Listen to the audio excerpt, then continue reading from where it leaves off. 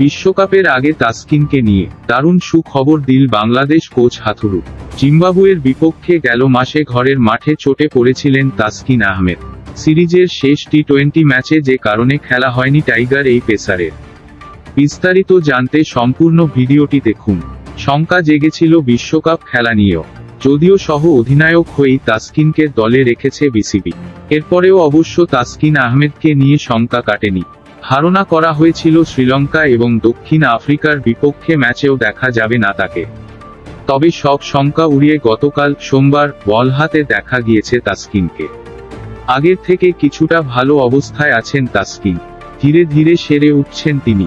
টেক্সাসের ডালাসে দেখা গেছে গতকাল ছোট রান-আপে তাসকিন শুরু করেছেন বোলিং। বোঝাই যাচ্ছে নিজেকে প্রস্তুত করে গড়ে তুলছেন এই পেসার।